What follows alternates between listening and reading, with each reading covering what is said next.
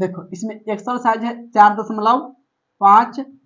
इसका 1 number question है, इसमें निम्नलिखित का गुणनखंड ज्ञात करें। और एक का पहला क्वेश्चन है, इसमें ए क्यू है प्लस में 27 बी क्यू, ए क्यू प्लस बी क्यू। इसका फॉर्मूला हो जाएगा ए प्लस बी इंटू में ए स्क्वायर माइनस में ए बी प्लस में बी स्क्वायर। और एक दूसरा फॉर्मूला होता है ए क्यू माइनस बी क्यू, ए क्यू माइनस बी क्यू। इसका फॉर्मूला बनेगा ए माइनस बी इंटू में ए स्क्वायर प्लस में ए बी प्लस में बी स्क्वायर। देखो यहाँ पे लिख लेंगे हॉल। पहला क्वेश्चन है, इसमें ए क्यू प्लस में 27 बी क्यू। देखो सबसे पहले यहाँ पे हमको लाना है ए क्यू प्लस बी क्यू लाना है, तो इसको हम क्या लिखेंगे, यहाँ पे लिखेंगे बराबर, यहाँ पे लिखा है ए क्यू तो इसको लिख लेंगे ए क्यू, प्लस लिखेंगे प्लस, अब यहाँ पे लिखा है 27 बी क्यू, 27 बी क्यू। इसको हम लिख सकते हैं 3 बी के क्यू, यानी कि इसका मतलब हुआ 3 बी के 3 बार गुना करेंगे, 3 बी गुना में 3 बी गुना में 3 बी। अब देखो 3 तिहाई 9, 9 तिहाई 27, 20 से गुना होगा बी में तो बी स्क्वायर, फिर बी स्क्वायर से गुना होगा बी में तो बी क्यू हो जाएगा। यानी कि इसका मतलब हुआ कि 27 बी क्यू को हम लिख सकते हैं 3 बी के क्यू, तो यहाँ पे लिख लेंगे 3 बी के क्यू। अब देखो ध्यान से, अब इसमें बन जाएगा ए क्यू प्लस में बी क्यू। इसमें ए का मान ए रह जाएगा और बी के मान हो जाएगा 3 बी, बी का मान क्या हो जाएगा 3 बी, यानी कि ए बराबर इसमें ए रहेगा और बी के मान इसमें हो जाएगा 3 बी। अब इसका फॉर्मूला बन जाएगा ए क्यू प्लस बी क्यू। इसका फॉर्मूला क्या हो जाएगा ए प्लस बी इंटू में ए स्क्वायर माइनस में ए बी प्लस में बी स्क्वायर। तो इसको लिखेंगे बराबर ए प्लस बी, तो ए के मान इसमें ए होगा प्लस बी के मान इसमें 3 बी है, तो लिखेंगे 3 बी हो गया ए प्लस बी इंटू में ए स्क्वायर, तो ए के मान ए तो ए स्क्वायर, फिर माइनस होता है ए बी, तो ए के मान होगा ए इंटू बी के मान 3 बी, तो 3 बी, फिर प्लस होता है बी स्क्वायर, तो बी के मान 3 बी, तो यहाँ पे 3 बी के स्क्वायर। इसको लिखेंगे ए प्लस में 3 बी इंटू में देखो आप लिखेंगे ए स्क्वायर के ए स्क्वायर माइनस इस दोनों गुना करने पर 3 ए बी, यानी कि 3 ए बी हो जाएगा, प्लस के प्लस लिखेंगे। देखो यहाँ पे 3 बी के स्क्वायर, तो इसका मतलब क्या हुआ 3 बी के स्क्वायर का मतलब हुआ इसको हम 2 बार गुना में लिखेंगे, 3 बी गुना में 3 बी, तो 3 से गुना होगा 3 में 3 3 9 हो जाएगा, और बी से गुना होगा बी में तो जाएगा बी स्क्वायर, यानी कि गुना करने पर 9 बी स्क्वायर, यहाँ पे लिखेंगे 9 बी स्क्वायर। देखो ये जो आंसर हो गया पहला का आंसर हो जाएगा, यानी कि हम कह सकते हैं पहला का क्या हो गुणनखंड हो गया, समझ में आया कि नहीं।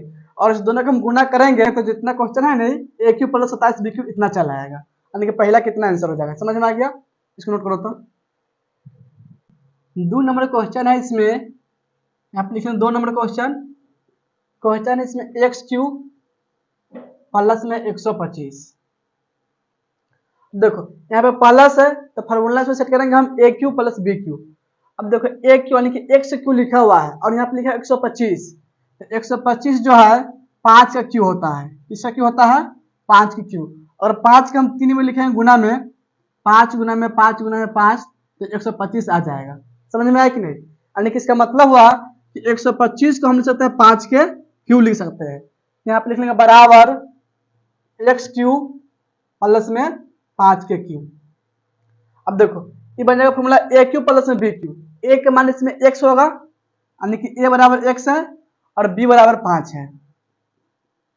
इसमें देखो ए क्यू लिखा है बी क्यू लिखा हुआ है और यहाँ पे क्या लिखा हुआ है एक्स क्यू 5 क्यू, यानी कि इसका मतलब हुआ कि ए के मान एक्स है और बी के मान 5 है। अब इसका फॉर्मूला हो जाएगा ए प्लस बी, तो ए के मान इसमें एक्स और बी के मान 5, तो यहाँ पे लिखेंगे एक्स प्लस 5 यानी कि हो जाएगा ए प्लस बी, फिर इंटू में लिखेंगे ए स्क्वायर, तो ए के मान है एक्स तो लिखेंगे एक्स स्क्वायर, माइनस में होगा ए बी, ए के मान इसमें एक्स तो लिख लेंगे एक्स, गुना बी के मान इसमें 5 तो लिख लेंगे 5, फिर प्लस में होता है बी स्क्वायर, तो बी के मान इसमें 5 तो यहाँ 5 के स्क्वायर। अब इसको आगे लिखेंगे बराबर एक्स प्लस 5 इंटू में एक्स स्क्वायर। देखो एक्स से गुना होगा 5 में तो माइनस में 5 एक्स प्लस में हो जाएगा 5 स्क्वायर 25, तो जगह दूसरा के गुणनखंड यानी कि हो जाएगा आंसर। आगे समझ में नोट कीजिए तो इसको। 3 नंबर क्वेश्चन है इसमें 8 ए क्यू है प्लस में 27 बी क्यू। 3 नंबर क्वेश्चन है इसमें 8 ए क्यू प्लस में 27 बी क्यू। अब देखो इसमें भी प्लस है, यानी कि इसको हमको लिखना है ए क्यू प्लस बी क्यू के रूप में, और यहाँ पे लिखा 8 ए क्यू, तो 8 ए क्यू को हम क्या लिख सकते हैं, 2 ए के क्यू क्या लिख सकते हैं, 2 ए के क्यू, यानी कि इसका मतलब हुआ 2 ए के 3 बार गुना करेंगे तो 2 के क्यू कितना होगा 8 होगा, और ए के क्यू ए क्यू हो जाएगा। फिर यहाँ पे लिखा है 27 बी क्यू, 27 बी क्यू, तो इसको लिख सकते हैं 3 बी के क्यू। इसका मतलब अगर 3 बी का हम 3 बार गुना करते हैं तो कितना जाएगा 27 बी क्यू आ जाएगा। तो यहाँ पे लिखेंगे बराबर, अब देखो 8 ए क्यू है, इसको जब क्या लिख लेंगे, अब 2 ए के क्यू लिख लेंगे, प्लस 27 बी क्यू है, इसको जब लिखेंगे अब 3 बी के क्यू। अब देखो इसमें फॉर्मूला बन जाएगा ए क्यू प्लस बी क्यू, ए के मान इसमें 2 ए होगा और बी के मान 3 बी होगा, यानी कि ए के मान इसमें हो जाएगा 2 ए और बी के मान 3 बी है। यानी कहने का मतलब है फॉर्मूला से हम इस तरह सेट करेंगे, इसमें जहां ए होगा उसकी जगह क्या लिखेंगे 2 ए लिखेंगे, और जहां बी है उसकी जगह लिखेंगे 3 बी। तो यहाँ पे लिखेंगे बराबर, इसका फॉर्मूला होता है ए प्लस बी, तो ए का मान है 2 ए, तो 2 ए प्लस बी, बी का मान है 3 बी, तो लिख लेंगे 3 बी। अब देखो इंटू में लिखेंगे ए स्क्वायर, तो ए का मान है 2 है, तो यहाँ पे लिखेंगे 2 ए के स्क्वायर। फिर माइनस में होता है ए बी, तो ए का मान है 2 है, तो 2 है, फिर गुना बी का मान है 3 बी, तो लिखेंगे 3 बी। देखो फिर प्लस में बी स्क्वायर, तो बी का मान 3 बी, तो यहाँ पे लिखेंगे 3 बी के स्क्वायर, 3 बी के स्क्वायर। 2 ए प्लस 3 बी हो जाएगा, इंटू में देखो 2 ए के स्क्वायर है, तो 2 के स्क्वायर हो जाएगा 4, और ए के स्क्वायर हो जाएगा ए स्क्वायर, यानी हो जाएगा 4 ए स्क्वायर। अब इस दोनों गुना कर देंगे तो जब माइनस में 2 तिहाई 6 ए बी, यहाँ पे 6 ए बी, फिर प्लस में लिखेंगे 3 बी के स्क्वायर, 3 बी स्क्वायर हो जाएगा 9, और बी के स्क्वायर बी स्क्वायर, तो तीसरा का गुणनखंड यानी हो जाएगा आंसर। यहाँ तो समझ में आ गया, नोट करो तो इसको।